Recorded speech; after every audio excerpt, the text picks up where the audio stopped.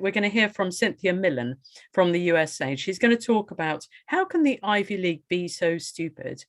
Cynthia Millen is a former county prosecutor, BC, before children, now children's book author. She's married for 40 years and a mother of 5 who was a national swim official. Oh, yes. And USA Swimming, NCAA, International Paralympic for over 30 years. Women are not men with low testosterone, she says. And I'm going to hand over to Cynthia to say more and give us your speech. Thank you so much for coming, Cynthia. Over to you. Like all women, I've worn several hats throughout my life. Before having 5 kids and becoming heavily involved in swim officiating, I was an attorney who represented abused children, a guardian ad litem here in the state of Ohio. It has slowly dawned upon me that much of what I learned during that time with those children applies to what we are fighting against right now.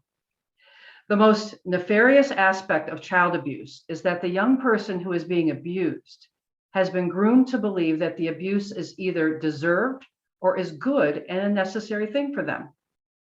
After being separated from an abusive parent, the child will typically run to that parent and apologize for causing the separation.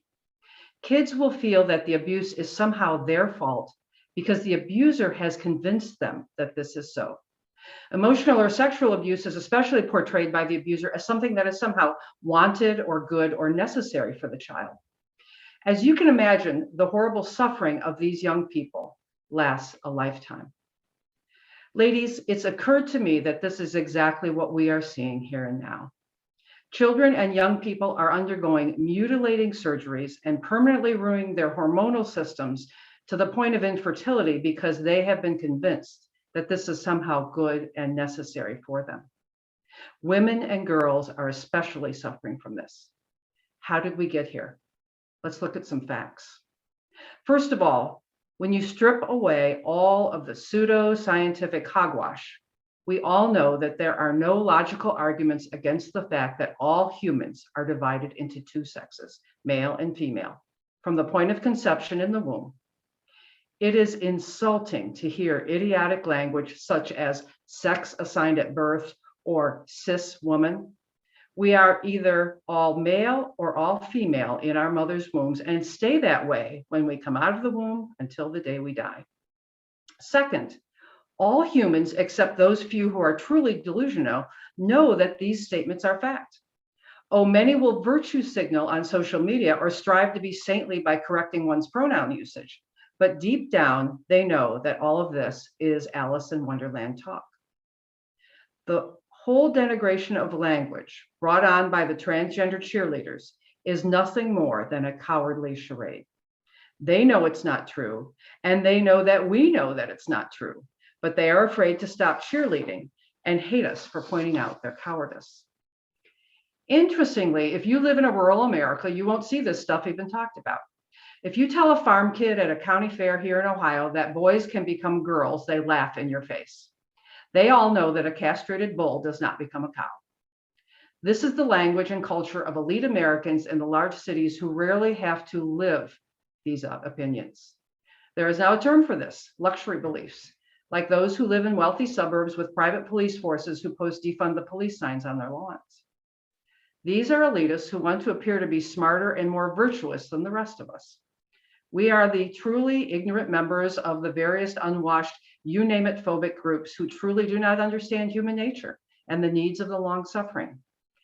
Again, they know that what they are saying is not true, but heaven forbid that they admit it and risk falling out of the cool kids club. Nearly all would be mortified if one of their own kids wanted to transition.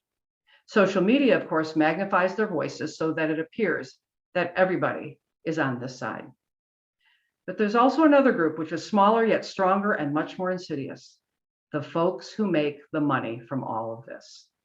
These are the surgeons and gender specialists and therapists who are making huge sums of money by convincing parents and kids that only they can help them.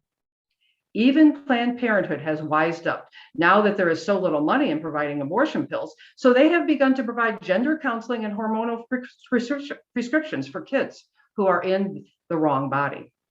It is these moneymakers who are behind all of the social media. They are the ones who will fight against the will of parents in the name of helping children. They are the pushers of these ideological drugs.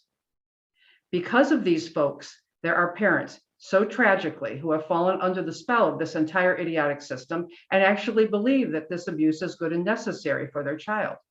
Or even more sadly, those who have been unable to defeat the overwhelming brainwashing of their child and protect their child. So based upon entirely false premises, the concept of biological sex is being destroyed, and the existence of women in particular in language and culture is being obliterated. Throughout history, from the dawn of time, evil men have always been able to get what they want from women, and women who did not give it to them were considered unappreciative, unfeminine, or hysterical. Today, when women don't agree to graciously step aside and allow men to redefine our entire sex, our culture, and the literal definition of who we are treated to the usual cancel culture diatribes. Why are women being destroyed and not men? 2 reasons.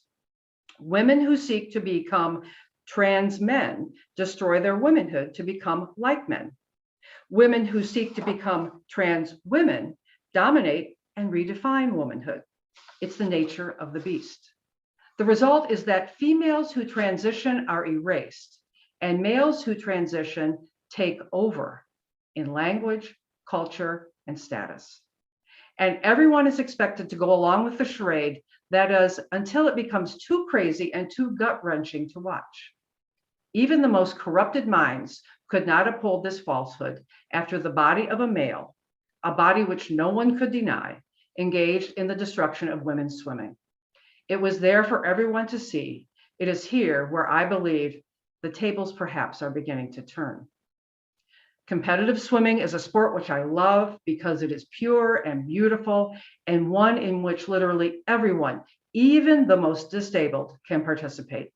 It also has most clearly exposed the hypocrisy of these men and their female lackeys, sadly, via the modern retelling of the Emperor's New Clothes. Fairness to the extreme is the underpinning of all officiating in swimming.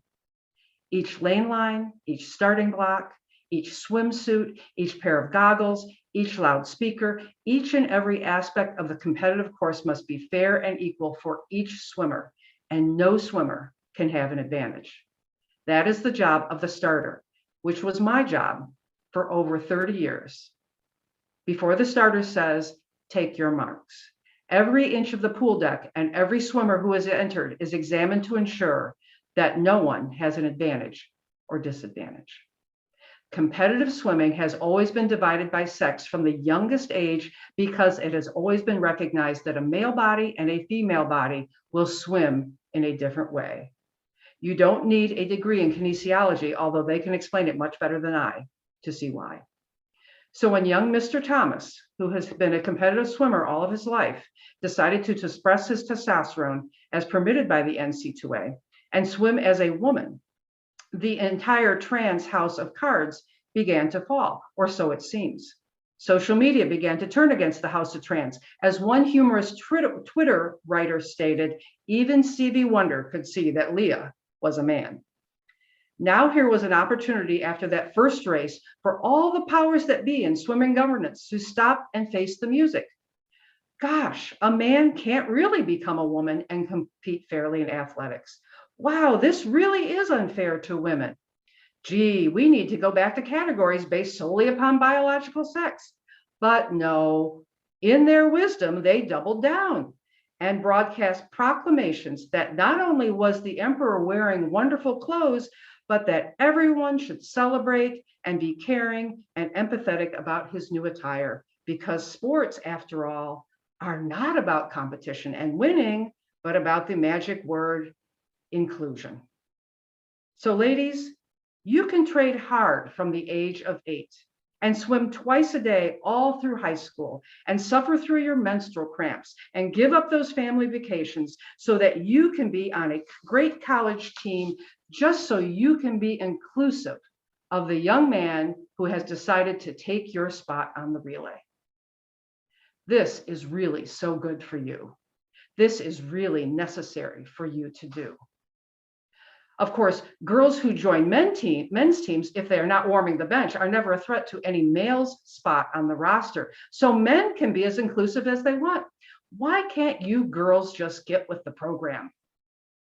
Why is the Ivy League so stupid? Because they choose to do. Just like the NCAA, they choose to be. Oh, they know exactly what they're doing. Because just like the NCAA and other sports governing bodies, they only care about those money-making sports, which are male-dominated, and getting funding from those organizations which want to appear virtuous without ever doing anything of virtue.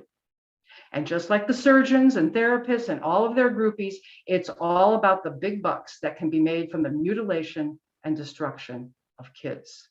Women and girls be damned. But it's good for the kids, and it's what they really want, right? In closing, I want to share, if you don't mind, 2 quotes from one of the most courageous saints in my faith, Saint Teresa Benedicta. Her real name was Edith Stein. Was raised Jewish, became an atheist, and then converted to Catholicism and joined the Carmelites. Before and during World War II, she was fearless in her criticism of the Nazis. She was ultimately arrested by the Gestapo and taken to Auschwitz and put to death. 2 of her most famous quotes, I think, are apropos here. The world does not need what women have. It needs what women are. And those who remain silent are responsible.